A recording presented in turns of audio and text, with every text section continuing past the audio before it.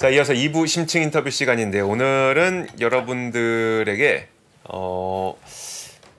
뭐라고 할까요? 앙코르 시간을 마련했습니다. 지난 시간에 한번 나오셨었는데 반응이 꽤 좋았었거든요. 그래서 그분을 다시 한번 이 자리에 모시는 영광을 제가 좀 갖게 됐습니다. 그래너리 투자자문 이완수 박사님 모시겠습니다. 어서 오세요. 네, 안녕하십니까. 네. 안녕하세요. 지난 시간 꽤 좋았었고. 네, 감사합니다. 근데 지난번에 제가 대표님이라고 소개해드렸는데. 예, 박사 하기도 있고. 어느 게 좀 더 좋으세요? 저는 박사 쪽이 낫죠. 그래요? 예, 학교에서 티칭도 좀 하고 있으니까. 예. 그럼 학교에서 뭐 가르치고 계시는 거예요? 이제 주로 이제 뭐 다음 학기부터는 제가 이제 중국 금융 개방 개혁 이거 하고 금융 위기론. 뭐 이런 식으로 좀. 잠깐만, 전공이 뭐시길래? 이제 되게 재밌어하세요. 제 얼굴 보면 전공이 뭐 전혀 그럴 것 같지 않은데. 일단 박사학위는 제가 중국의 금융 시스템을 공부를 했어요. 네네. 그다음에 이제 제가 석사학위는 미국 금융 시스템을 연구했고. 네. 그래서 양쪽을 다 왔다 갔다 하니까 다들 이상하다, 이 사람 사기치는 거 아니야? 그리고 지금 또 본업으로는 투자 자문사하고. 그렇죠. 네, 맞습니다. 네. 그래서 도대체 누구십니까 지금? 그래서 저도 좀 제가 누군지 모르고 있습니다. 그래서 뭐 중국 주식이든 뭐 미국 주식이든, 그다음에 채권이든 이런 쪽을 이제 광범위하게 보다 보니까 연계돼서 이제 상호간의 상관관계라든지 이런 것들을 제가 좀 많이 그 경제 그 시스템과 함께 좀 뽑아낼 수 있는 것 같아요. 그걸 좀 저희 고객들도 그렇고 학생들도 그렇고 그걸 좀 좋아하는 것 같습니다. 네. 나중에 학생들을 고객으로 유치하려고 학교에서 하시는 건 아닌가 하는 의심이. 뭐 학생들 돈이 없더라고요. 자, 좋습니다. 지식으로 가야죠. 지식으로 가겠습니다. 네네. 자, 박사님과 함께 지난 시간에는 저희가 자산 배분을 어떻게 하는 게 좋으냐라고 해서 이제 주식에서는 어떤 산업을 봐야 되고 또 통화에서는 엔화를 봐야 되고 뭐 여러 가지 이야기를 했었는데 오늘은 그 좀 주식에 좀 집중을 해서 그러니까 주식 중에 그럼 어느 산업이 지금 크게 변하고 있으니 변하는 산업에 집중해야 된다고 말씀하셨잖아요. 자, 어느 쪽을 봐야 될까요? 저희가 사실은 이제 글로벌 이제 에쿼티 이제 포트폴리오 운용을 하고 있는데 이제 주식은 이제 약간 자산 배분에서 이제 한 부분만 좀 떨궈놨을 봤을 경우에 글로벌 주식 쪽으로 본다면은 사실 이제 두 가지입니다. 첫 번째는 뭐냐면은 그 나라 경제가 성장을 하고 있는지. 왜냐하면 이제 종목을 다 볼 수는 없잖아요. 그렇죠. 저희가. 두 번째는 그것만 갖고는 사실 안 되죠. 왜냐하면은 과연 그러면 그 나라의 산업에 어떤 변화가 있는지.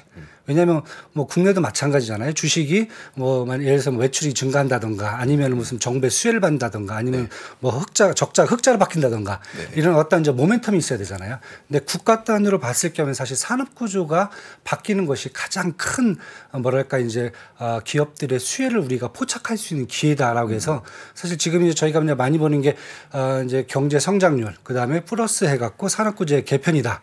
이것을 봤을 경우에는 저희가 이제 지금 미국 주식 시장에 대해서 가장 큰 비중을 지금 갖고 가고 있다. 이렇게 좀 말씀을 드리고 싶어요. 그 산업 구조의 변화라는 걸 사실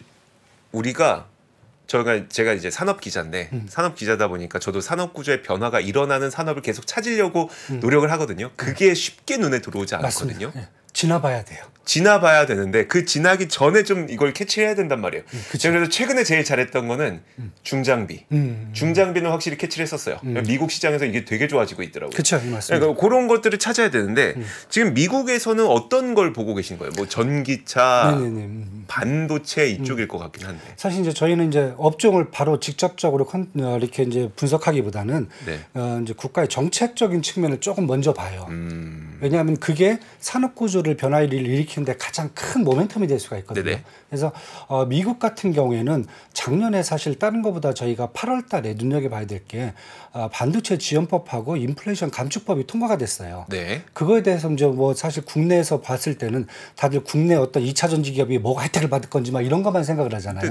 그렇게 봤을 경우 사실 국내 기업만 보게 되는 거고 반대로 저희들은 미국의 입장에서 봤을 경우에 이 법이 어떠한 효과를 갖고 올 건지 어떠한 산업적 변화를 일으킬 건지를 한번 분석을 해보니까 여기에 맞는 수혜 업종들이 나온다는 거죠. 그걸 지금 저희가 보고 있고요. 처음에는 이게 이 법이 긴가민가 했었어요. 그런데 4월 달 들어서 이제 구체적으로 가이드라인들이 제시되고 그 다음에 보조금을 받는 회사들이 나오기 시작했어요. 그러면서 이게 이제 10년 동안 이러한 방식대로 가면은 이게 산업 구조를 변화일으키는데 가장 큰 모멘텀이 될 수 있겠다. 네. 하면서 저희가 보고 있고요. 구조 개편이 어떻게 될 거냐. 네. 이것에 대해서 사람들이 이제 사실 고민을 많이 안 해요. 왜냐하면 근데 저희가 잠깐 돌아보면 2016년도에 사실 다보스 포럼에서 4차 산업혁명 얘기가 나왔어요. 네네. 그 이후로 미국의 산업 구조가 잘 보시면은 4차 산업에 맞는 구조로 바뀌었거든요. 특히 이제 실리콘밸리를 중심으로 해서 기술, 특히 인공지능 AI라든지 아니면은 뭐 플랫폼이라든지 아니면 빅데이터라든지 이런 기업들을 중심으로 미국의 산업 구조가 다 개편이 돼 버렸거든요. 네네. 근데 그게 사실은 이제 잘 가다가 우리가 잘 아는 이제 2020년에 팬데믹이 딱 오고 나니까 다시 요거에 대한 단점이 생겨버렸어요. 단점이요? 네. 왜냐하면은 미국이 기술을 다 갖고 있어요. 네. 그런데 생산은 미국에서 안 해요. 왜? 비용이 비싸니까. 그렇죠. 전 세계에다 공장을 다 만들어 놓고 거기다가 기술을 줘서 생산하게 한 다음에 다시 미국으로 싸게 재수입하는 구조를 갖고 왔단 말이에요. 근데 코로나가 딱 터지고 나니까 어떤 일이 발생했냐면은 글로벌 무역 구조가 망가지니까 줬던 것들을 받아오질 못해요. 그렇죠. 받아오는데 비싸져 버렸어요. 네. 그러다 보니까 자국 내 인플레이션도 올라가고 그다음에 기본적인 산업의 경제 안보 있잖아요. 안보가 무너질 판이 됐어요. 예를 든다면 이제 애플이 아이콘 이제 우리가 잘 아시는 이제 애플의 아이폰이에요. 기술, 디자인 다 이걸 애플에서 만들어 갖고 중국에 폭스콘에 줘버려요. 그렇죠. 폭스콘에서 만들어서 다시 미국으로 던져줘요. 그런데 이 코로나 기간 동안에 미국이 중국에 대한 제재를 하려도 애플이 가장 큰 수입 품목이 돼버린 거예요. 그렇죠. 그리고 그 기술들이 솔직히 말씀드려 우리가 샤오미를 얘기할 때 샤오미 폰이 무슨 뭐 대륙의 실수다 이런 얘기를 하잖아요. 근데 샤오미가 똑같이 애플하고 똑같은 구조예요. 자기들이 다 기술 이런 걸 갖고 똑같이 폭스콘에다 넘겨요. 샤오미도요? 샤오미도 폭스콘에다 넘겨요. 그러니까 똑같아요 제품이. 여기서 이제 미국이 열이 받아버린 거죠. 이렇게 됐다가는 자국 내 제품이 원활하게 공급이 안 되면서 인플레이션도 올라버리고 그다음에 잘못했을 경우에는 반도체 같은 것은 기간 산업이잖아요. 이게 망가질 수 있고 마지막에 국가의 경제 안보까지 흔들릴 수 있다. 그래서 나온 게 결국은 이 바이든 정부가 한 1년 반 정도 준비를 해갖고 작년 8월 달에 결국 두 법이 동시에 의회를 통과를 해버렸어요. 이 두 개 법이 처음에는 다들 그랬어. 이걸 재정 지출로 가려면 엄청난 돈이 들어갈 거다. 안 된다. 그랬는데 지금 보니까 4월 달 돼 보니까 벌써 보조금이 지급되기 시작했어요. 전기차에 대해서 벌써 리스트가 다 나와요. 이러다 보니까 지금 입장에서는 그러면은 도대체 이 법에서 나올 수 있는 산업 구조가 개편이 되고 있는데 전에는 미국이 기술만 갖고 있었는데 지금 기술뿐만 아니라 미국 내 제조, 생산, 유통을 다 미국 내에서 수직 계열화하는 그런 방식으로 좀 바뀐다. 그럼 여기에서 나올 수 있는 미국의 산업, 특히 또 어떤 기업들이 혜택을 볼 것인가에 대해서 사실 관심이 이제 커지는 거죠. 왜냐하면 이 기업들은 단기적으로 매출 1년 올랐다고 해서 저희가 주가를 가는 게 아니라 최소한 10년 동안 혜택을 받을 수 있는 기업이기 때문에 중장기적으로 투자할 수 있는 회사가 된다는 거죠. 그래서 그것 때문에 사실 저희가 이제 산업구조 개편을 먼저 지금 봤고요. 산업구조가 개편될 때는 물론 다양한 변수들이 있을 수 있어요. 뭐 갑자기 개인 소비 성향이 바뀐다든가 뭐 이런 것도 나올 수가 있는데 사실 가장 큰 변수는 국가의 정책이거든요. 그래서 거기에서 봤을 경우에 지금 나올 수 있는 게 반도체 지원법이니까 당연히 반도체겠죠. 첫 번째가. 두 번째는 잘 아시는 인플레이션 감축법은 우리가 잘 아시다시피 이름은 왜 또 인플레이션 감축법이야 이런 얘기를 하잖아요. 이게 뭔 상관이야. 근데 사실 이 얘기의 목표는 뭐냐면은 미국 내에서도 생산을 하겠다는 거예요. 그래서 제품을 안정적으로 중요한 제품들을 안정적으로 소비자에 대해 조달해 갖고 그 가격을 안정화시켜서 인플레이션 안정화시키겠다는 거예요. 왜냐하면 미국 같은 경우는 GDP 성장률이 70%가 사실 개인 소비 지출이거든요. 그러면은 기본적인 이런 중요한 산업재라든지 이런 상품들에 대한 가격이 안정화가 안 되면 미국의 경제가 성장할 수 없다는 거거든요. 그래서 거기에 나오는 게 가장 큰 게 전기차. 그 다음에 친환경 에너지. 이 안에 2차 전지, 풍력, 태양광이 다 들어가 있고요. 세 번째가 헬스케어, 보건의료 산업이죠. 그러면 결국은 이 네 가지 산업에 대해서 우리가 집중적으로 분석만 해도 한 10년은 이 기업들이 뭔가 할 수 있는 구조가 나올 수 있겠구나. 이렇게 지금 보는 거죠. 그래서 저희가 이제 하나하나 이제 잠깐 한번 살펴보면 또 재미있어요. 그래서 저희가 이제 제가 먼저 반도체 쪽을 한번 먼저 볼게요. 그래서 여기 표 1을 한번 보시면은 이제 글로벌 반도체 산업 밸류체인이 이렇게 나오는데 제가 이제 뭐 랜드 플래시, D램, 파운더리, 뭐 설계, 팹리스, 중앙 뭐 다 지금 났어요. 났는데 딱 보면은 저는 여기서 한 두 가지가 딱 눈에 띄어요. 여기서요? 네. 첫 번째는 뭐냐면은 저는 파운더리가 눈에 띕니다. 그렇죠. 보통 파운드리라고 쓰는데 너리라고 쓰셔서 죄송합니다. 아니, 농담입니다. 예. 네. 왜냐하면 설계 밑으로 쭉 보시면은 다 네. 미국 애들이에요. 아, 설계 밑으로. 예, 네. 설계, 팹리스, 그다음에 CPU, GPU, 뭐 요즘 뭐 엔비디아는 뭐 난리잖아요. 그렇죠. 장비 같은 경우도 보면 우리는 ASML만 알고 있는데 사실 네덜란드는 뭐 미국에 수출은 거의 없어요. 네네. 미국에 이제 AMAT라든지 램 리서치 이런 애들이 뭐 사실 더 세거든요. 그러니까 쉽게 얘기해서 이걸 딱 보면은 미국 같은 경우는 전 세계 반도체 생산량의 소비를 한 25% 정도를 해요. 네네. 그다음에 중국이 이제 한 35% 정도를 하거든요. 근데 위에 보면 랜드 플래시, D램 같은 경우에는 뭐 마이크론이라든지 아니면 이제 웨스턴 디지털 마이크론 이런 애들이 대충 미국의 수요는 잡아줘요. 근데 파운더리는 지금 미국 수요도 못 잡아줘요. 그러니까 쉽게 얘기해서 공장 빼고 반도체는 미국에 다 있다는 게 첫 번째예요. 네네. 그럼 미국 입장에서는 이걸 수직 계열화 하려면은 네. 공장만 지으면 돼요. 파운드리만 있으면 된대요. 그렇죠. 그리고 만약에 수출까지 하고 싶다. 네. 글로벌을 통제하고 싶다. 네. 그러면은 랜드하고 D램도 좀 더 갖고 오면 돼요. 그건 삼성전자 딱 나오죠. 그렇죠. TSMC. 네네. 얘들만 데리고 오면 돼요. 얘를 데리고 오고 싶은 거예요. 네네. 첫 번째가. 네.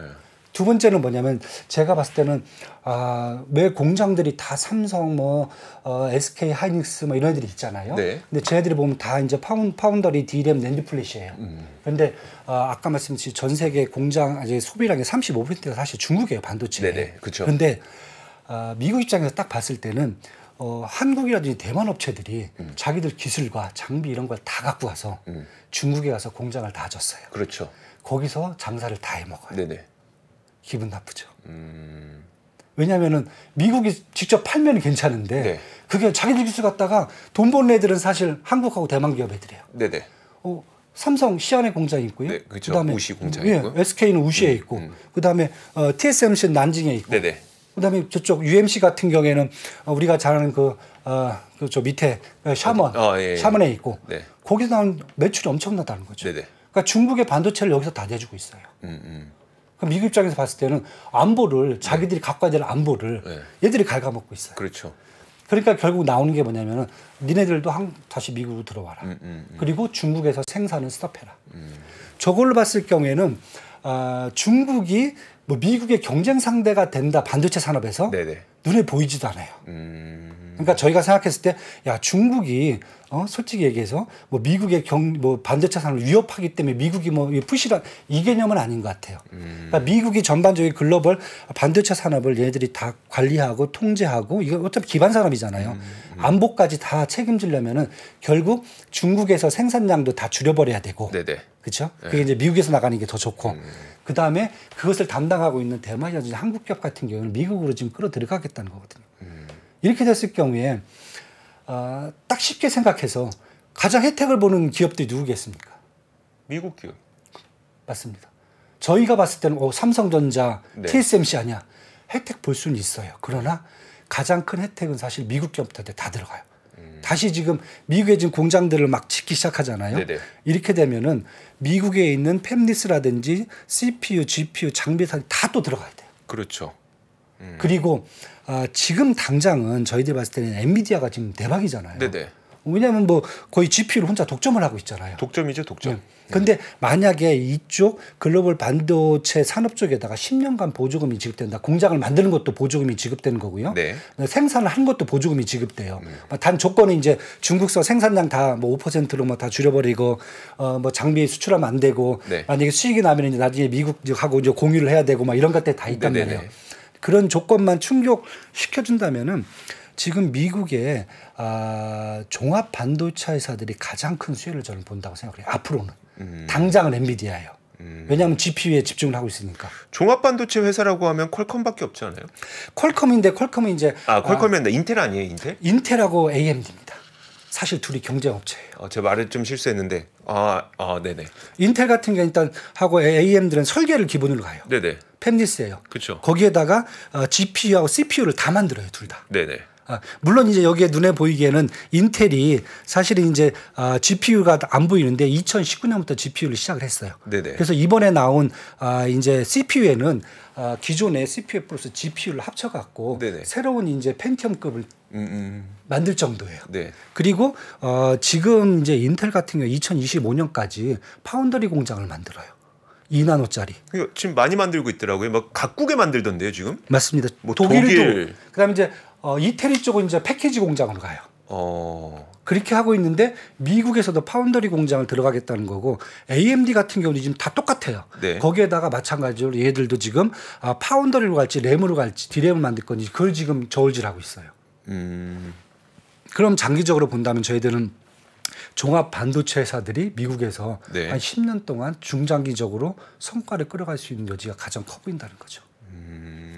근데 그 인텔이 지금까지 주가가 안 좋았던 이유는 사실 기술력의 어떤 문제점이었었잖아요. 예를 들어 뭐 사파이어 래피즈라든지 이런 것들을 내놓는다 하고 이건 무슨 전설의 용인지 뭐 존재한다고는 하는데 한 번도 나타나지 않은 막 이런 것들이었잖아요. 근데 상관없이 그냥 그게 4년 동안 정체됐어요. 사실 펜티엄 뭐 4까지 내놓은 다음에 네네. 4년 동안 스톱이 됐는데 이번에 지금 전반기 1분기에 나왔어요. 네. 나오기 시작하고 있어요. 지금 적극적 생산은 시작 안 했는데 그 이번에 새로 나온 것은 뭐냐면은 기존에는 이제 CPU만 딱 달아서 나왔잖아요. 네네. 거기 옆에다가 GPU를 일부를 붙여버려요. 성능을 완전히 업그레이드 시켜버리는 방식이에요. 얘들이 GPU를 이제 만들기 시작했으니까. 네네. 이제 그런 방식으로 나가요. 그래서 올해 하반기 하나가 더 나오고 뭐 그래나이트 뭐 해서 이번 갑자기 보석 이름으로 나가더라고요. 내년에 또 2개 나오고 그래서 네. 지금 업그레이드를 GPU를 붙여갖고 업그레이드 가는 방식으로 나와요. 지금. 그러면 과거에 같이 CPU 따로 갖다 붙이고 네. GPU를 갖다가 또 이제 추가로 붙이는 방식이 아니라 자기들은 이걸 합쳐갖고 나오겠다는 거죠.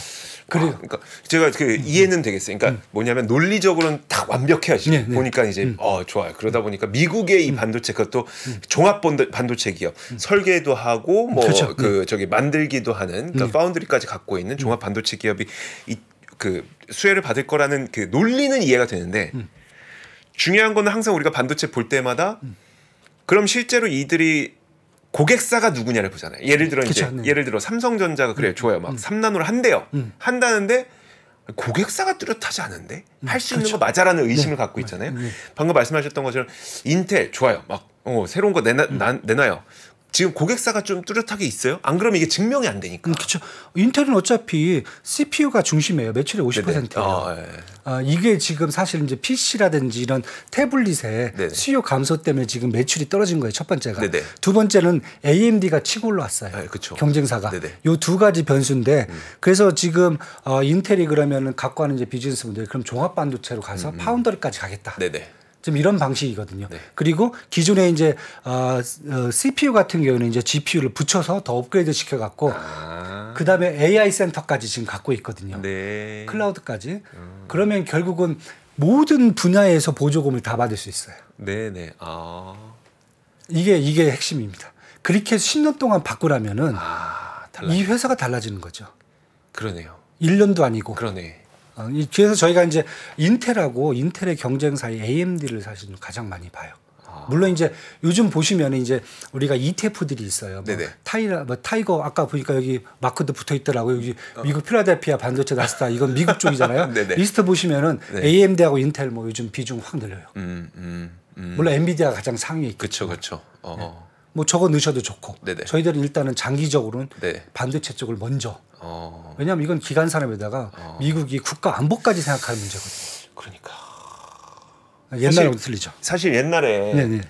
우리나라 산업이 어떻게 발전했는지를 사실 약간 이렇게 좀 뒤돌아보면 조선도 그랬고 그쵸. 그러니까 국가적으로 이제 키워야 되겠다는 기간 산업들을 키우기 위해서 많은 지원이 있었죠. 그쵸. 그걸로 이제 크고 나서 그 다음에는 이제 민간 기업들에 가서 스스로 그쵸, 맡기는 맞습니다. 건데 지금 미국은 물론 수많은 기술을 갖고 있음에도 불구하고 어떤 그 인플레이션 감축법, 그리고 안보에 대한 걱정 이런 것들 때문에 반도체를 밀어준다면 당연히 그럼 미국 기업 그것도 종합 반도체가 당연히 수혜를 받아가겠다. 지금까지는 뭐 때문에 못했는지 모르겠지만 못했어도 돈을 이렇게 막 쏟아 부어준다면 수율 잡고 기술력 확보하고 이게 가능해지겠다.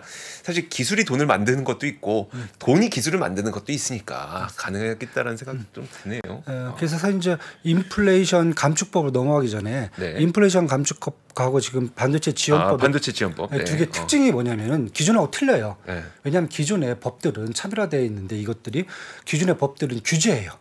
자, 뭘 해? 안 하면은 페널티를 줄게. 이런 법들이 있어요. 그런데 얘네들은 뭐냐면 첫 번째가 이걸 해. 돈을 줄게. 보조금을 줄게. 세액공제를 해줄게. 그것도 기업만 주겠다는 게 아니에요. 공장을 생성하고 그다음에 제품을 생산하고 소비하고 유통하는 단계까지 다 주겠다는 거예요. 그러네요. 그러면은 뭘 해도 먹게 돼 있어요 지금. 소비자들도 전기차 사면 세액공제 아니면 보조금 받을 수 있잖아요. 그것까지 된 거예요. 풍력 발전 집에다가 만들어 버리면 이게 다 보조금이 나와버려요. 그렇죠. 두 번째는 뭐냐면은 과거에는 이런 보조금을 주면 자국 내 기업만 줘요. 근데 요 법은 자국 내 기업뿐만 아니라 요건만 맞추면은 어느 나라 국가의 기업이 와서는 다 하라 이거예요. 그 요건을 충족시키기가 지금 어려우니까 약간 어려워요. 그래도 오픈은 시켜줬어요. 그렇죠. 네. 그게 이제 인플레이션 감축법에서 또 효과가 나타나요. 인플레이션 감축법을 보면 제가 가장 큰 변수가 일단 첫 번째가 전기차예요. 왜냐하면은 이제 전기차 한번 저희가 죄송합니다. 잠깐만요. 네, 전기차 한번 국가별 판매량 한번 표 2를 한번 지금 한번 보면은 저게 이제 전기차 판매량이에요. 2002 작년도 보면 63%가 중국이에요. 그렇죠. 전 세계에서. 미국은 한 10% 정도 점유율을 갖고 있어요. 근데 미국이 만든 게 80만 대예요. 작년에. 그런데 저게 미국 전체에서 판매된 완성차 중에서 한 6% 정도가 돼요. 그런데 미국 입장에서는 정부에서는 저것을 2032년까지 67%까지 끌어올리겠다는 거예요. 그럼 쉽게 얘기해서 지금 앞으로 이제 한 800만 대에서 900만 대 2032년 가면 전기차가 생산된다는 거예요. 그러면 딱 느낌이 뭐냐면은 미국의 전기차 산업 구조가 바뀌어버린다는 거예요. 왜? 지금까지는 뭐였습니까? 디트로이트라든지 미시건의 시카고에 있는 내연기관이에요. GM이라든지 포드 이런 애들이 디젤 막 다 이런 차였단 말이에요. 그런데 이것을 67%를 전기차로 바꿔버리겠다는 거예요. 이렇게 됐을 경우에 거기에 다 보조금을 주는 거죠. 그러면은 혜택은 누구한테 가겠습니까? 첫 번째. 미국 전기차 기업이겠죠. 전기차 기업이죠. 그런데 우리가 보면 테슬라밖에 없어요. 당장은 테슬라예요. 그런데 2025년까지 GM은 100만 대를 더 추가로 만들겠다고 그래요. 포드는 더 적극적이에요. 200만 대를 더 만들겠다고 그래요. 그러면은 한번 지금 차트 한번 3번 한번 보실까요? 저희가 표 한번 세 번째 걸 보면은 이게 지금 이번 3년 4월 달에 나는 이 보조금 차량이 11개 차량이에요. 딱 보시면은 가장 많은 게 쉐보레하고 GM하고 그다음에 테슬라예요. 그러니까 쉽게 얘기해서 저렇게 나간다 그러면은 GM 같은 경우에는 전기차 라인으로 사실 반 이상을 다 바꿔버려야 돼요. 이제 앞으로 생산량을. 그다음에 포드 같은 경우는 지금 바꾸기 시작했어요. 되게 적극적으로 달려들어요. 이렇게 되게 되면은 당장은 테슬라예요. 눈에 보이는 것은. 그런데 앞으로 중장기적으로 보면 쉐보레하고 포드, GM하고 포드는 10년 동안 보조금을 받으면서 전기차 산업으로 바꿔버려요. 완전히 산업이 바뀌어버리는 거죠. 미국에 이제 뭐 내연기관이 설 자리가 거의 3분의 1로 줄어들어 버리는 거예요. 66%가 전기차인데 이제. 그러면은 중장기적으로 본다면 포드라든지 GM 같은 경우는 앞으로 여태까지 사실은 이 내연기관 차에서 별로 그렇게 혜택을 못 받잖아요. 근데 솔직히 말씀드려갖고 전기차로 가면은 영업이익률이 높아요. 들어가는 부품이라든지 아니면 전 자동화 시킬 수가 있기 때문에 이익률이 더 높아져요. 배터리만 빼면. 그렇죠. 배터리가 지금 문제죠. 그래서 딱 보면 전기차는 여기서 보면 지금 현대차라든지 뭐 폭스바겐 뭐 닛산 아무것도 못 들어갔어요. 물론 그 요건 충족시키기 힘든데 동시에 미국에서 안 줄 거예요. 그러면은 사실 현대라든지 기아차들은 사실 미국에서 해야 되는 게 내연기관 차를 계속 공략할 방법밖에 없어 지금 보이거든요. 솔직히 말씀드려 갖고 이렇게 된다는 거죠. 그러면은 저희는 입장에서 본다면 당장은 테슬라 뭐 200달러, 저기 뭐 300달러 볼 수도 있고 이렇게 하지만은 중장기적으로 만약에 본다면은 GM이라든지 포드 같은 경우에도 영업 개선이 장기적으로 일어날 수 있는 그런 회사가 될 수 있다. 예. 왜냐하면 기존의 노조라든지 이런 문제 때문에 사실은 힘들거든요. 내연기관 차들이 수익을 ROE를 10% 이상 내기가 힘들어요. 제가 여쭤보고 싶었던 게 그거였었어요. 그러니까 그 GM과 포드, 그다음에 크라이슬러, 뭐 지금은 이제 크라이슬러 어차피 그 스텔란티스로 바뀌었으니까. 근데 이 기업들 보면은 항상 이익이 거의 없어요. 없어요. 그래서 주가도 업사이드가 거의 없었어요. 맞습니다. 예, 예. 근데 보조금 받으면 좀 달라진다. 보조금이 첫 번째고, 네. 저는 전기차로 바꾸면은 산업 구조가 바뀐다고 그랬잖아요. 예를 들면 테슬라 같은 경우가 전체 자기들의 생산량의 반을 상하이 공장에서 만들거든요. 네네. 근데 상하이 공장에 직원이 몇 명일 것 같습니까? 몇 명이에요? 800명이 안 돼요. 모든 게 다 전자화돼 있어요. 시스템화돼 있어요. 그러니까 중국이 깜짝 놀란 거죠. 네네. 이렇게 하는구나. 쉽게 얘기해서 노조를 과 같이 인력을 쓸 필요가 없는 거예요. 다 기계화돼 버려요. 네네. 그러면 우리가 생각할 때 자동차 산업의 첫 번째 비용이 사실 노조였거든요. 네네. 이 문제가 해결돼 버려요. 그럼 마진이 확 올라가 버리죠. 네. 거기서 나오는 겁니다. 그러니까 산업구조 개편이라는 게 그냥 기존 산업을 바꿔버리는 거거든요. 네네. 거기에서 나올 수 있는 GM이라든지 포드 같은 경우는 테슬라님 그걸 보여주고 있는 거고. 그렇죠. 그러면 여기를 진출을 못했던 회사들이 정부의 보조금을 받아서 할 수 있는 자금을 마련하는 거죠. 그리고 하겠다고 지금 달려들잖아요. 네. 바뀌는 거죠. 그러면 못 만들 회사들이 아니잖아, 이 회사들이. 그렇죠. 배터리만 나오면. 네. 이렇게 해서 사실은 이제 여기까지 반도체하고 사실 보면 전기차까지 완전 미국 기업들이 다 수혜를 받고 커나갈 수 있는 딱 모습이 보여. 네네. 근데 문제는 이제 그 다음에요.